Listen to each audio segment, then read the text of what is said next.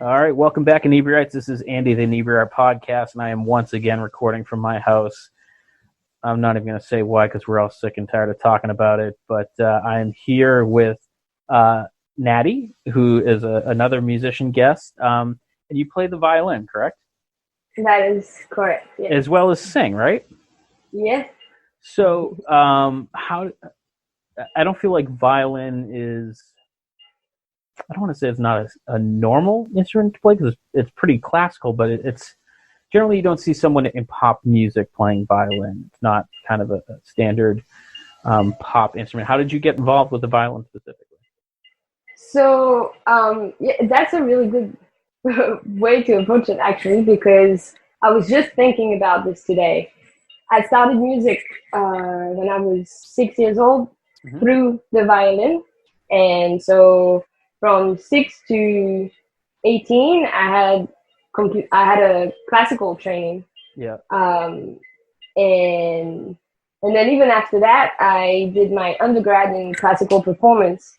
So really, me singing and doing my own music and creating those sounds that are inspired by pop and hip hop and soul is really new, and it's not what I was trained in, but it's what I resonate with. Right. And there was always a bit of a conflict, not a conflict, but it was like all those classes that I was taking in theory and orchestra and chamber music. But then in my own time, I was listening to Jill Scott and Erykah Badu and Lauryn Hill. And so it was like this kind of two worlds living inside of me. And I feel like I'm finding a way to merge them, which is exciting. That's very cool. When you started, now, was it something you wanted to do, or were your parents like, you're going to play a musical instrument? When I first started, it was me. Apparently, so when I was 5, my dad took me to a classical music concert, and apparently I was fascinated by the violin. I don't remember this concert, but I remember wanting to play, and then being like, maybe you're a little young, maybe you should try, just like general music classes, make sure. And a year later, I was still like, no, it's the violin. I don't want to play the piano. I don't want to play the drums. It's the violin. So it really was me. So is it difficult to kind of work violin into like a pop and hip hop style, or or is it something that because you are living in both those worlds that it was kind of came naturally to you? Well, it's so when I was a teenager, and I started like finding out about music on my own. I started listening to rap records that had strings, and at the time, I remember a very influential album was the Unplugged album by Alicia Keys, and she had a string quartet. Oh, sure, yeah. And so those were for me like examples of how I could incorporate the violin into the music that I resonate with. Yeah. But when I started doing it myself, I was like, oh, maybe I need to learn jazz violin because it's a completely different sound than classical training. Or maybe I should learn, maybe I should learn like Irish fiddle just so I can like put some really fast, impressive things in there. But I think I'm still exploring, to be honest. But it feels, whatever I'm doing, it feels honest. So. Oh, okay. Yeah, and I feel like it's a really interesting time, and I don't have a huge exposure to hip hop, kind of mainstream stuff, and as I get older, I get more and more interested in some of it. But because of our podcast, I've been kind of had my eyes open to a lot of like really interesting bands that we've had the opportunity to interview. Like we interviewed the Low Down Brass Band out of Chicago that incorporates kind of like a New Orleans style jazz band and hip hop, and Gangster Grass is like a bluegrass hip hop kind of band. Is that kind of like a movement in hip hop where people are trying to like mash together all these different styles, like violin, and or is it just kind of here and there kind of thing? No, I think it's a general tendency, not just in hip hop, but overall, like even in pop, in some of the pop songs, like for example, right now, Afrobeat is super popular. Who is it? Afrobeat, just like the. Oh, okay, yeah. Mm-hmm. And so in pop songs now, you'll hear like some of the rhythms or instruments that I use in that style, but I guess somebody who's a real fan of Afrobeat would say that it's watered down or simplified, but I just see it as like influence. I feel like people are maybe owning up to their identities a little more, and not shy to like put that to the forefront. And so I feel like those ideas, those set ideas of genre in music, Mm-hmm. are being broken down. Cause it's very true because like I asked this of a lot of bands, and I hate the question, but I kind of have to ask it. Is like, how do you classify yourself? And so many bands can fit into so many different genres. Like I jokingly say all the time, like if you go in a record store, like if you went into a record store today, there's some albums that would fit into the rap and the jazz section, or the rock and the country section, and it would just be a complete mess. And so I feel like more and more there's just music, and you have to kind of be like, we sound similar to this band and similar to this band, and I feel like that's kind of the best way to describe it. Or maybe also another way to describe it, which is, it just came to me as we're talking, is like, how now you can just pick a playlist for a particular moment in the day. So like, let's say it's a hot summer day, and you want to blast some music at the beach. Yep. You go anywhere, like on Spotify or YouTube or whatever, and you'll have hundreds of playlists to be at the beach. Or if it's you're just trying to relax after a long day or whatever. So maybe now a new way of describing our genre or style as a band, as an artist, is to talk more about the vibe or the energy. Like what playlist you would end up on? Yeah, maybe. So what playlist would you end up on? I feel like it would be the chill, romantic playlist, experimental. Yeah. That's a really good way of looking at it. Yeah. It reminds me of like when, I get to meet people and you kind of get to know someone. You ask them like what kind of music they're into, and everyone always says like, "Oh, I listen to a little bit of everything," which I hate because it's like, well, that doesn't help. So I got to the point where I would ask people, be like, "Well, what do you sing to in the car?" Exactly. Because, like that really tells you like what they really like, because they're really when you're alone in the car, you're really kind of letting loose and singing along. Yeah. So yeah, I'm gonna totally steal that playlist thing. If you don't do it. That's great. So when when all hell broke loose and we're all locked down now, like where were you? Like what were you doing? Were you on tour? Were you recording? Did this completely interrupt your flow? What happened? Yes, I was preparing for tour because today actually is my EP release. Hey, congratulations!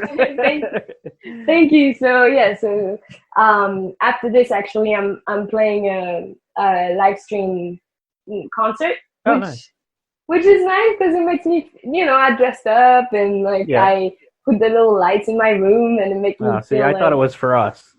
I mean, you get to enjoy it too, but so it was gonna be my first tour under my name in the US, on the West Coast and East Coast. So that's a bit of a letdown, but I think that it will happen Yeah. Maybe later this year, or it will happen. And It's postponed, not canceled. Exactly. Yeah. Exactly. And this I feel like on my end, there's so many things that I can be grateful for in this situation compared to other people. So I'm I'm not going to dwell on the fact that, oh, my tour got canceled. Right, right. And I mean, that's kind of, I feel like a lot of people are trying, you try to make the best of everything. And we've been really lucky. Like, normally we only record in person. And so this kind of gives us an opportunity to reach out to some people that we wouldn't normally get a chance to. Or, it's hard when people are on tour to, if they're, sometimes you can like meet up with them, and other times they're like, we're playing the gig and then we're hopping on the bus again and getting out of town. So like it's hard to kind of get out of town people. So it's given us that opportunity, which is nice. But yeah, it's kind of, so are you live streaming? Unfortunately, we're not going to be able to advertise it for you because this won't go up for a couple weeks. Are you live streaming on your Facebook or YouTube or? Yeah, so actually, I'm live streaming it on Facebook, on another, so not on my artist page, but on this company's page, which is putting on a music festival for like, I don't know, 5 hours today. Oh, that's cool. Like a virtual music festival? Right. Oh, that's a cool idea. Yeah, there's like over 30 artists lined up. Oh, that's really neat. Yeah. So you have your new EP. Now, how do you go about, writing your music? Do you kind of like work on the violin piece, or do you kind of work on lyrics, or, where it's hip hop, do you try to like come up with a beat first, or how does that work? Most of the time, it's the bass line first. I love bass. I'm realizing it's my favorite instrument. My dad is a bass player, and so I grew up hearing bass all the time. So yeah. I have bass lines for days. So it's usually bass line, and then it'll be like a little riff, either a vocal riff or a violin line. Lyrics are last. Oh, really? Yeah, it's much harder for me to write lyrics because I don't want them to sound cheesy, but I don't want them to sound too abstract. Right. That's not really the way I speak. So, and I realize the songs that I connect to the most have pretty simple, direct lyrics. Yeah. But then when you do that and you write about love, then it's easy to really sound hard. Yeah, and it's really hard to like love can be a very complicated thing to express in a simple, catchy tune. So, are your songs more upbeat love songs, or more kind of like, am I going to listen to your music at the beginning of my relationship or at the end of a relationship? Well, it depends which one you're listening to. But on this EP, there's 2 love songs, and one is a ballad, and the other one is more upbeat. So they both talk about losing love, but I guess with a different energy behind it. There's one that's like, oh, I'm hurting. And the other, you know what? Such is life. Yeah. And it's funny, like those songs always seem to do well because there's always someone who's going through that is either, angry or heartbroken. And so they have kind of an automatic appeal to a certain group that's always kind of instructive. Yeah. It's crazy because, well, I don't know if it's crazy, but writing this EP and just making music in general, but is very much about letting go of what I think is myself and letting what I truly am like shine through. So to be more specific on the on the topic of love, like when I talk to people, I used to always say, I don't believe in relationships. I don't want to get married. I'm happy by myself. Da da da da. But then That's I'm what us always single like, people say. but then I'm like always crying at weddings Yeah. because it's so beautiful, and then I want to write songs about social justice, but here I am writing about love. So it's interesting, and I think that regardless of the circumstances in people's life, Mm-hmm. like love is always something that we can connect on. Right. So I assume when you write these love songs that you're writing kind of from personal experience. Does it ever get difficult where, like, if you're playing kind of that heartbroken song, are you constantly kind of like reliving that heartbreak to play that song? Yeah, that's it's again very good question because three of the songs that I wrote out for the same person, and we're no longer in a relationship. And so yeah, like the first few times that I was performing them, it was rough. Yeah, I could imagine. um, I've but had some I rough breakups, and it's like I wouldn't want to go on tour and have to like relive that breakup every night. right, but I think the more I'm learning as I'm doing it Yeah. because writing my own music is still new, but I feel like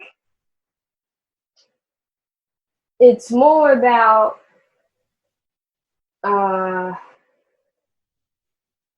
hmm, I, I'm gonna try to explain this in not so abstract way, but Okay. there's there's a connection between the message in the song and the choice of sound, Hmm. of harmonies, of textures, and so I feel like if I can really just focus on the sound, then it should bring that energy back to me, and for the those 3 or 4 minutes that the song is happening, then it's like on a molecular level kind of, Yeah. because you're vibrating at those frequencies that like create that energy, and then it's over, you breathe, and you can move on.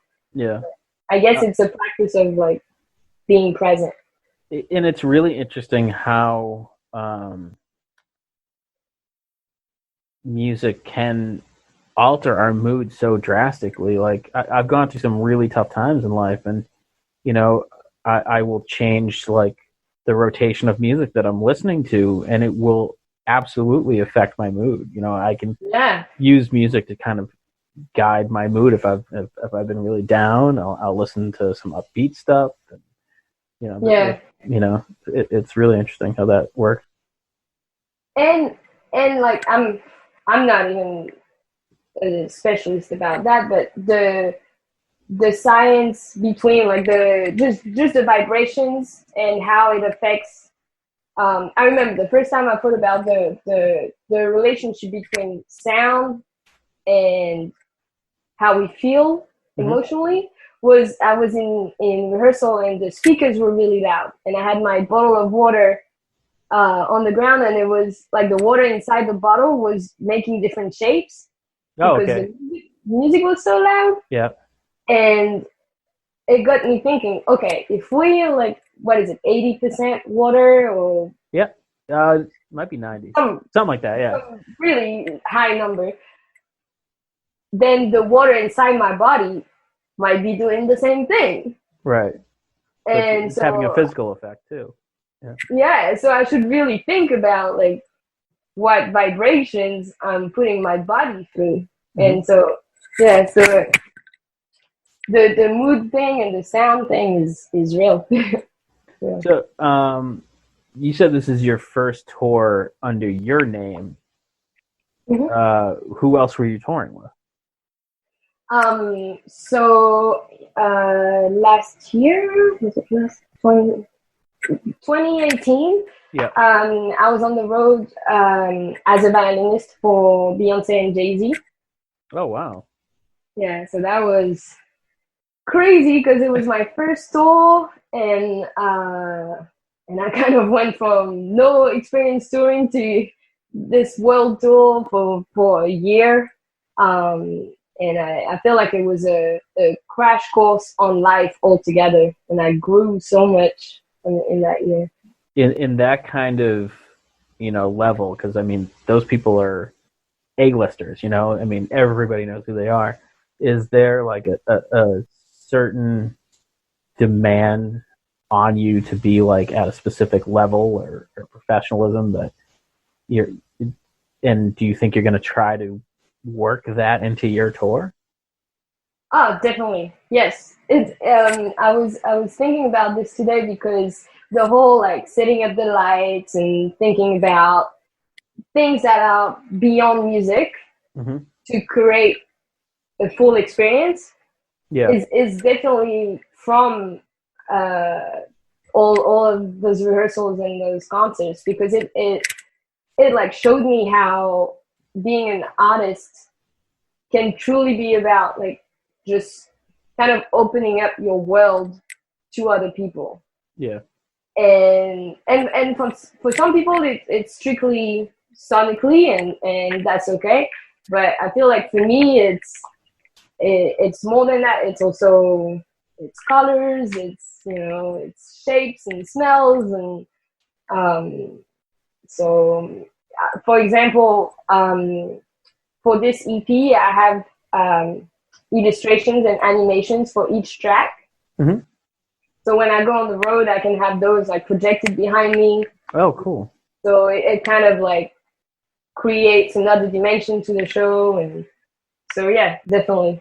And how did you go about working on those illustrations and animations? Did you seek out an artist to work with that, or were you approached about that, or was that kind of like you worked with your manager and whatnot to make that happen?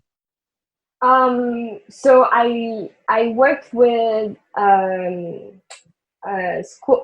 friend from back home, from Reunion, from my childhood. He became a photographer, a fashion photographer, but he's really interested in working with musicians. Mm-hmm. And so I was like, okay, how about we like take some pictures together and you do your thing. Remember back in high school when you used to draw? And he was like, oh yeah. And so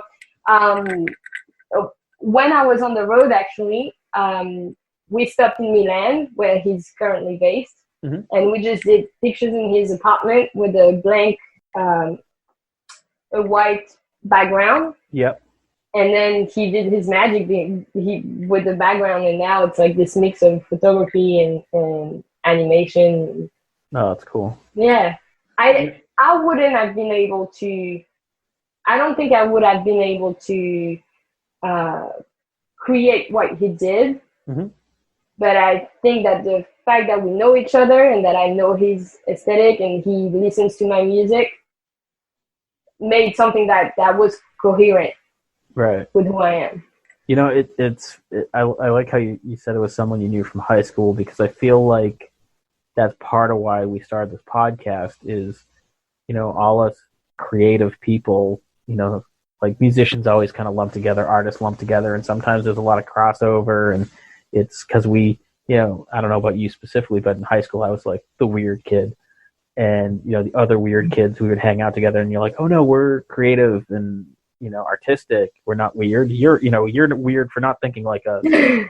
And as time progresses, we're the ones that went on to be musicians and artists and podcasters and whatever else. And so do you find that you kind of gravitate towards creative people, like friendship wise?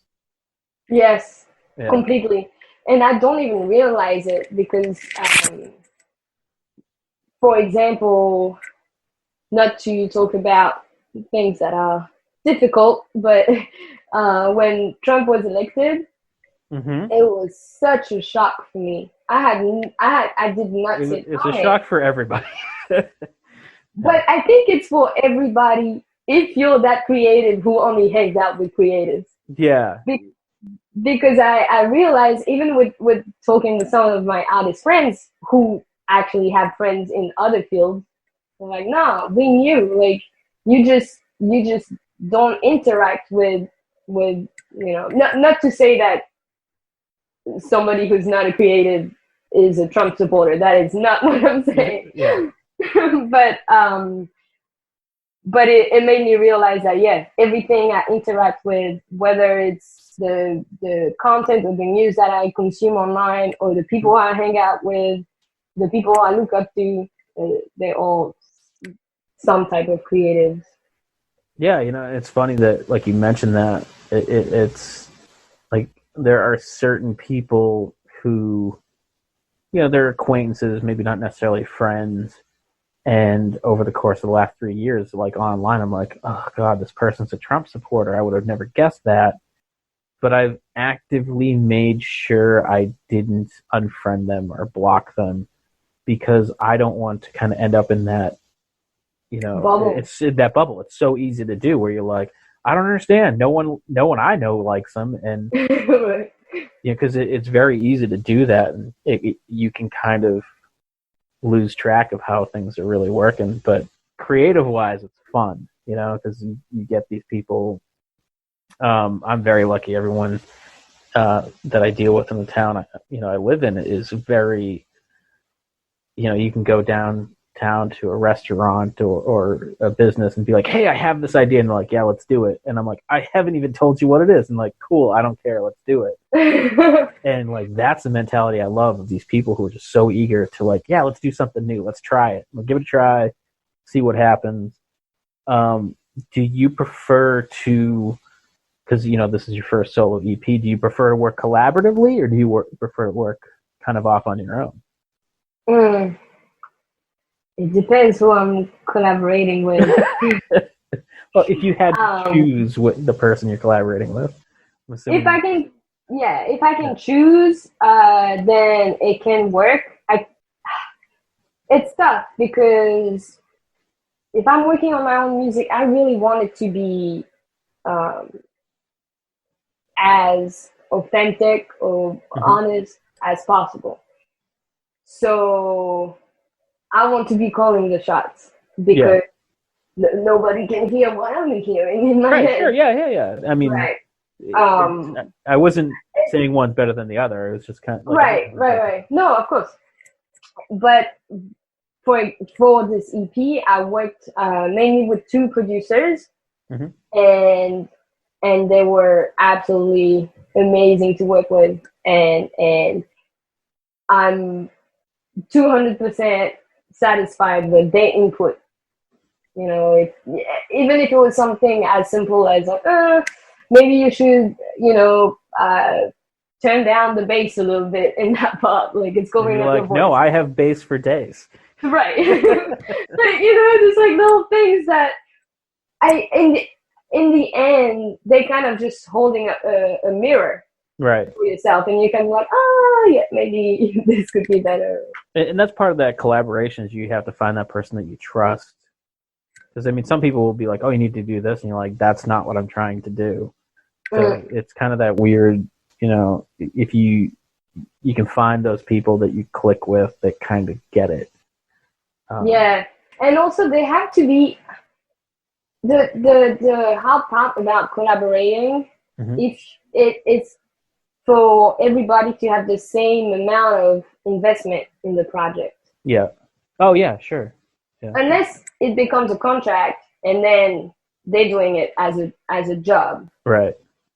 But if it's truly a collaboration, then for me, it can be draining if I feel like the other person isn't responding like I am. Do you have that kind of not business associate, but like friend or family member that you can send something to and they give you like real honest, constructive criticism, not just like, oh, I love it because you did it, but can like actually be like, no, this is good, this needs to be changed, and kind of that real honest, which is hard because not a lot of people will do that. But do you have that kind of person you send to? Yeah, I do, and I'm very lucky that I do. It's funny as you say that, I'm like scrolling through all the people who I can do that with, and I'm realizing most of them are men. Really? So yeah, maybe it's easier for men to be like to look at a project and comment on it as Yeah. opposed to I feel like that's something I learned on tour. Is like having a distance between what I do and who I am. Yeah. I'm going to ask this question. I'm going to really try not to sound sexist, but I had been married in the past, and my ex-wife was always like, she'd be like, we'd run into someone, and she'd be like, "Oh, hey, how you doing?" And we walk away and be like, "I didn't think you liked that person," and she'd be like, "I don't." So, do you think it's a natural kind of like female thing to be nice and kind of compliment, not necessarily even compliment, just but that general nice is more of a female thing, where guys are just like, "I don't like it," or "I don't like you," where we're just kind of, whether we're rude or short, or I don't know. Do you think that's why you have more men that you? I I don't know if like with in a social setting, Yeah, but I do feel like in terms of giving feedback, yeah. um, and just being able to handle criticism, Mm-hmm. I feel like, oh, this sounds so wrong. I hope my mom Right. I won't was trying hear not this. to make it sound terrible, but Yeah. we somehow went down this really weird avenue where I'm like, "Oh, I Right. could go so wrong." But you know what? Like, I won't judge you. also, So it's okay. I think it's okay for men and women to teach each other things. yeah, And also, like, if some women are hearing this and they feel offended by what I just said, they'll leave us a negative review, not you. right. It's funny though. It's like there's two people that I tend to go to for specific feedback, and one is a guy, and he's brutal. Like, I really respect his opinion, but he doesn't hold back at all, to the point where you're like, "All right, dude, stop." And the other's my daughter, and I think it's because we're so related, and like, she doesn't have that. She can be honest because she's my daughter, and I love her regardless of what she says. But she can be really harsh. Like, I'm a visual artist, so I'll draw something, and she'll just be like, "Oh, that's not right," or "That's wrong," and I'll just be, "Oh man." But how old Totally. is she? She is just about to turn 16. Oh wow. Yeah, Okay. but even when she was little, like, I'd draw something, and she'd be like, "The arms are two different lengths," and he'd be like, "Damn it!" Yeah, and Yeah. I feel like kids Yeah. actually performing in front of kids or teenagers Yeah. is the scariest, I think. Really? Yeah, because adults, if they don't like it, they'll pretend. Just the same way your ex-wife was nice to this person on the street. They'll, even if they don't like it, they'll act like they do, and then just not come back to your show next time. Yeah. But teenagers or kids, they'll stop paying attention, because why would they? Yeah, I suppose it's true. Yeah. That's gotta be tough. Like, what? So, I mean, obviously, you've played in front of huge crowds. Mm-hmm. Do you prefer those crowds, or do you prefer a smaller, intimate setting? I much prefer small, intimate settings. And when I was on tour and we were playing stadiums. Yeah. So, like, forget making eye contact with anybody in the audience, And no offense, they're there to see Beyonce, so exactly. No. Yeah. And like, I really had to find that place where I could feel like, okay, I'm gonna bring my best, even though I don't know who's out there and I don't know if anyone sees me. Right. Because maybe for that show, it's about the energy of as a whole. Like, if everybody brings it, and then it just like it projects enough energy for the whole stadium. Right. And you don't want to be the one person that doesn't bring it. Yeah. Right. You don't want to be the lazy string player over there.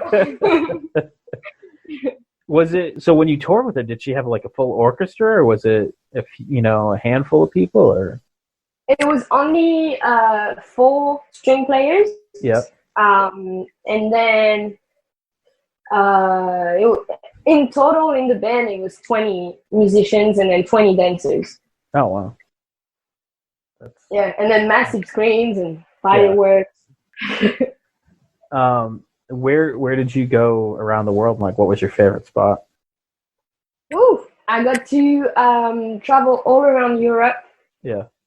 which was super exciting because I knew I had been in France and Spain, Mm-hmm. but that was about it. And I got to go to London and Scotland and Amsterdam and Italy. It was, and we would travel by bus. So like, I really got to know and see a lot of places. So that was super exciting. And then we did all of the US, same Yeah. thing by bus. But I think my favorite show it was the second to last show of the tour, and we played in South Africa. Oh, really? Yeah, for the Global Citizen Festival, Yep. and it was celebrating, the end of apartheid, and it was just so emotional and beautiful and powerful. Yeah. And do you get like what kind? I can't imagine what it's like to stand in front of a crowd like that. I mean, was that crowd specifically different than other crowds, like their vibe or their emotions that they were giving back as you performed? You mean in South Africa or just Yeah. at a No, South Africa. Yeah. Oh, it was insane. Like I was able to watch part of the festival because I think we were last or something. So I was in the crowd jumping and Pharrell was performing and it was just it felt like everybody was celebrating freedom Mm-hmm. and you could sense it in the air. No, that's cool. So I mean, did you have access? Did you like actually get to meet Beyonce and Jay-Z and you said Pharrell? I mean, did you actually get to interact, or were you just kind of more in the background and Yeah.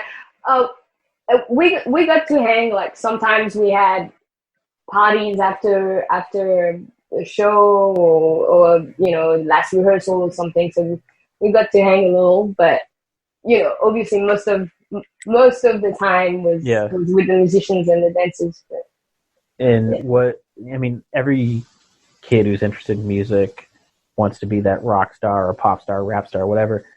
Was that touring what you had hoped and expected, or were there like surprises along the way?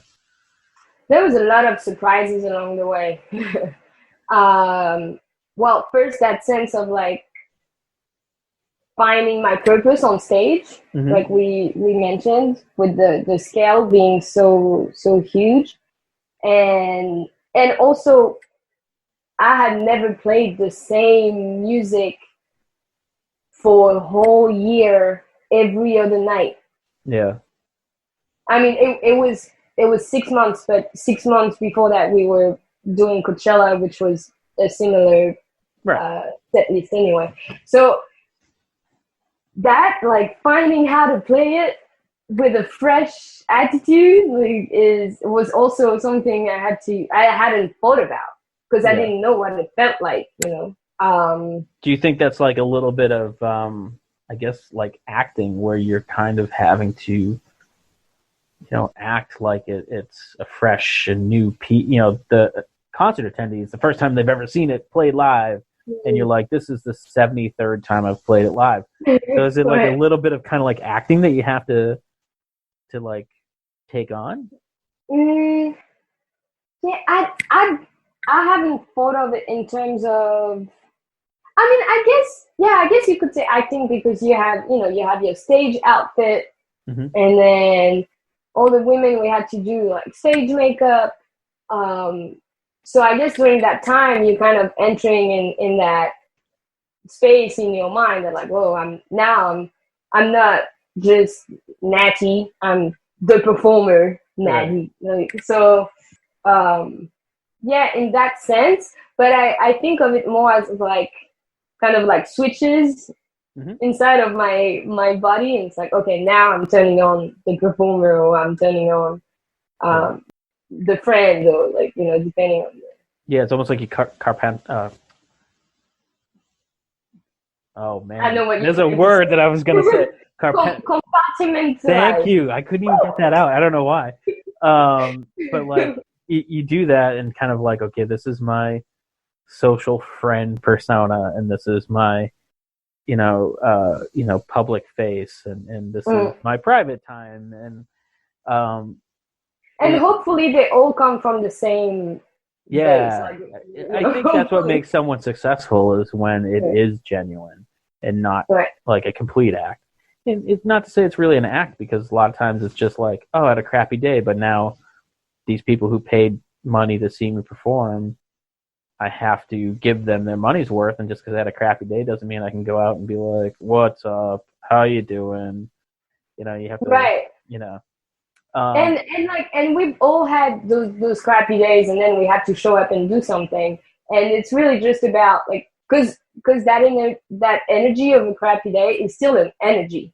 Oh, absolutely, yeah. So if we can just channel it in a more positive way, then we're rolling. So what are you really looking forward to about getting on tour to promote your EP? Is it like fans, or more travel, or going to places you haven't been? No, I think for me it's the contact with people. Yeah. I think I love seeing people's reaction to music, but like when they react to it, and maybe they don't even know that they're reacting to it. So like, you know, when people see my setup on stage, and I have a violin, and I have a sampler, and they're like, what is going to happen, you know? But by the end of the show, they might be dancing, but they were thinking violin, like, I'm not gonna dance, you know, I'm gonna be quiet. Or is this a square dance? What's going on? So yeah, so I'm super excited about those experiences with people, and seeing how they feel. It's cool. I'm super distracted. I'm sorry. Like, I can see myself at the top of the screen, and you were worried about being lit, and the sun's gone down now, and I'm only lit by my computer screen, so it looks really weird. So I apologize. So I was just distracted because it looks really weird and creepy. It's only the reflection in your glasses. In my glasses, right? So there's like no eyes. Sorry about that. So you've recorded this EP. You're planning a tour. What are you doing? I didn't even ask. Where are you located? Oh, I'm in New York. In New York. Oh God. So are you guys like completely shut down, locked down?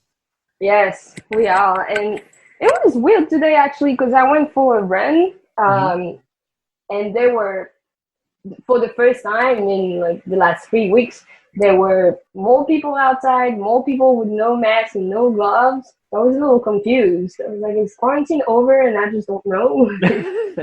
Did no one tell me? Damn it, Facebook. That's because you guys got hit pretty hard. Yeah. I've been completely staying up the news, because I feel better that way. But yeah, whenever I do check, it's so scary. That's been like my last week. Like, I'll go on in the morning and just kind of like pull up like a Yahoo page just to be like, all right, is there any major horrible thing that I missed? Nope. Okay, fine. But what are you doing to pass the time? Are you working on new music? Have you seen Tiger King? That is literally every podcast I've recorded. Everyone's like, have you seen Tiger King? So I can tell by your face that you saw it. I didn't. Okay, so this is how it happened. Okay. I do not have Netflix. What? But you're allowed not to have Netflix? I don't have Netflix or HBO or Hulu or none of that. When I do watch TV or like my screen, I go on YouTube or sometimes illegal sites to see movies, but like I am not a Netflix person. But um, I'm just gonna be completely honest. Right before the start of the quarantine, I fell in love. Oh, nice. And so I've just been spending all my time with this amazing person. And so you're working on future love songs. yeah, it's gonna be interesting to create from a place of happiness and not sadness. But it just so happened that so at his place, his housemates have Netflix and they were watching it in the living room. Yeah. So I got to see some of it, and I was really confused about like what is it that Tiger King? Yeah. Yeah. I mean, I know that wasn't the question, but now I just want to say, like, why? Like, why? Oh, the whole thing is insane. Like, I think it was one of those. Like, I was talking to someone the other day, and they're like, "Oh, I think they wanted to do a documentary about like small zoos," and then they found this guy, and they're like, "This guy is crazy." And then they just kind of like interviewed more people, and they're like, "No, they're all crazy." And it's I think part of it is timing, that it dropped right as everyone was kind of getting, locked in, and so it was, right place, right time, which is huge. I mean, you couldn't have picked a better time to launch it, and it just kind of, everyone started watching it, and it was, I almost hate to say that I watched it because it's like, it is 100% reality television, the kind of thing that I usually like just trash and be like, I don't know why anyone watches this. And then I watched the thing in 2 days. Yeah. It sounds like everybody has been like binge watching it. Yeah. It's somewhere between horrifying, sad, and funny, like all at the same time. And so I think, I don't know. I don't know why it was such a big hit, but everybody's watching it. So I'm impressed that you haven't seen it, because I feel like you're a better person than me. Well, yeah, I don't know. This is not a time to judge anybody. If this brings I'm only judging myself. But so what have you been doing the past? I mean, so you said you fell in love, but yeah. So working on music or? Well, so he's a musician, so we've played together, but nice.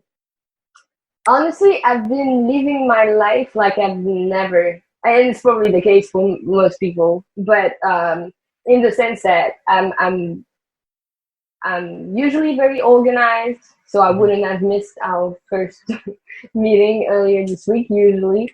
And I have schedules, and I get up early, and I have all these things that I do, and I have lists and check marks and all that stuff, and that's been like completely gone. I 100% feel that. I have a calendar, and there's appointments and highlighter things, and now I'm just like whiting out everything off the list, being like, no, that's not going to happen. That's not going to happen. And it's so sad. Well, the way I've been feeling about it, for me, it hasn't felt sad. I mean, yeah, the tour is postponed, but like once I accepted that, like the day to day it's kind of like super refreshing, because I've never, even as a kid, I've never done that. Like I've never slept until 1 or 2 p.m. Unless I was extremely sick or extremely jet lagged. Right. But that's just not what I do. And and so just to do all these things, like I've been like cooking a lot, and just not having a plan for the day and really listening to whatever I feel like doing in the moment has been super refreshing. Oh, well, that's cool. So are you a big cooking fan? I love cooking if I'm sharing a meal with people. Nice. If it's just for myself, I'll like open an avocado and fry an egg, and I'm good. So what is like one thing that you've made during quarantine that you like? That came out awesome, like a new dish or something? Woo! Okay, so the last dish that we made, it was supposed to be grits. Okay.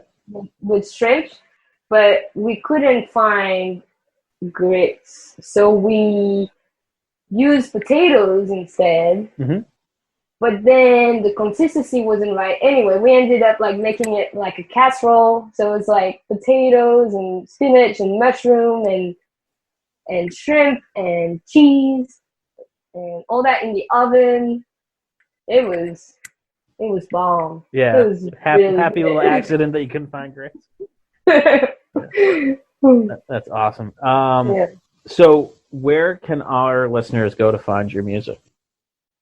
So all of the streaming platforms, like Spotify and all that, it's all my music is under Natie, Natie. Yep. And then my social media is Natie Music. So Natie and then music. So that's for YouTube or Instagram or Facebook. Awesome. Well, I'm looking forward to finding out more about you. Oh, so do you know the name of this thing that you're live streaming on tonight? Yes. So the company is called Imperfect Fifth. And Imperfect Fifth? Yeah. Okay. I mean, it's not going to help our listeners because this isn't going on for weeks, but I want to check it out. Yeah. Well, I can send you the link. And the festival is called Cancelled Plan Festival. Yeah.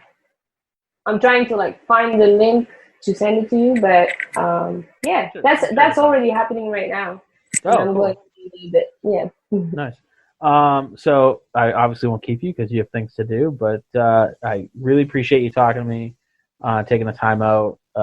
Don't sweat it. I barely know what day it is, so don't worry about the other night. No big deal.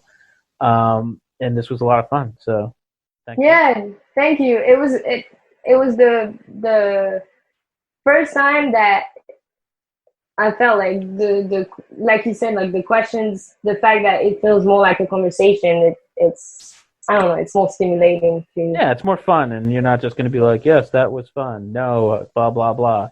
No, I try to keep it entertaining. I hope, anyways. That's the idea. Oh yeah, I had fun talking with you. Awesome. Well, I wish you the best. I hope your tour kicks off soon, and if you come out to the Boston area, we'll try and check it out. Sounds good. Awesome. All Thanks right. again. Take care. Bye-bye. Thanks for listening to the podcast. You can find us on all social medias at Inebri-art, except for Instagram, we're at Inebri-art6. You can email us with your questions, complaints, and whatnot at Inebri-art@yahoo.com. And if you're looking for more podcasts, you can check out the other podcasts on our network, Retro Redoctopus, America's Hometown Horror, and, of course, Bar Talk, Old Colony, and Inebri-art Podcast, the original. So check those out and subscribe and comment so we can reach more people, and thanks for listening.